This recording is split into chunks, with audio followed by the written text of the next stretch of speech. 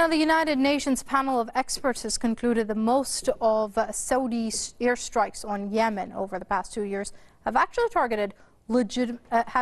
not targeted legitimate military positions. In a report sent to the Security Council, the UN monitor said Riyadh's failure to meet international humanitarian law requirements of proportionality and precautions could amount to war crimes. According to the report, the Saudi warplanes killed nearly 300 Yemeni civilians, including at least 100 women and children between March and October last year. The panel further described the Saudi war and its impoverished southern neighbor as devastating to both infrastructure and civilians.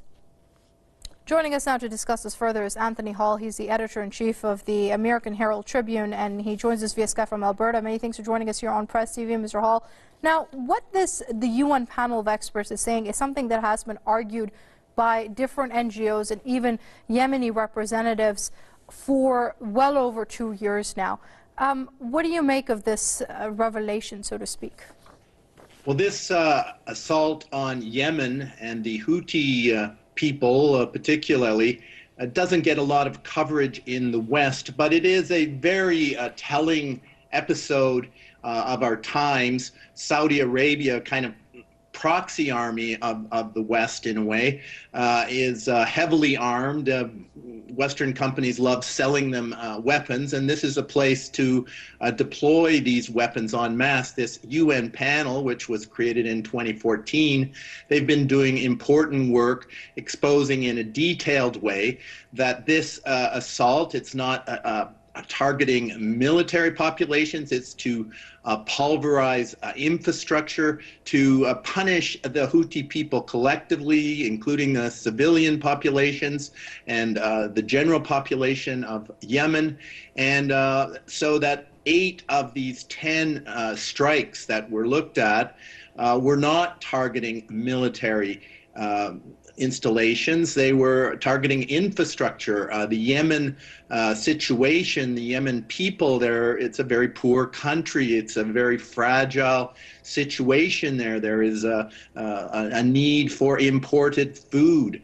So there's a huge civilian humanitarian crisis.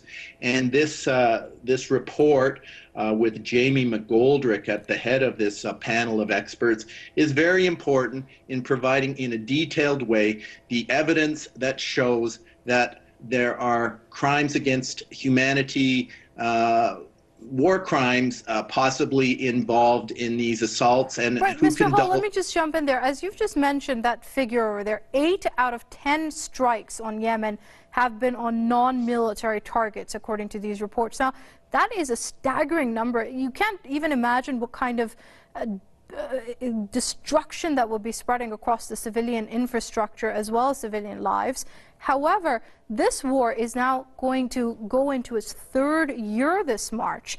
And yet, as you've just mentioned, it doesn't even get enough traction in international news.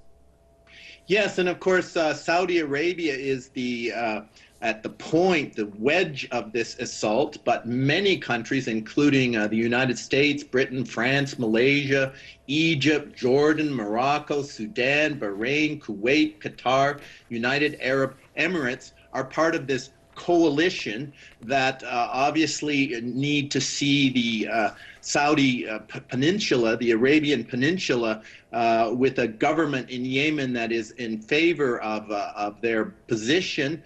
These polities are largely, puppet regimes kept in place, like the Bahrain regime. They're kept in place by a supply of Western weapons, Western intelligence. So there's a huge coalition of interests behind this assault on the Yemeni civilian population. And so the responsibility for this humanitarian devastation and crisis is very broad.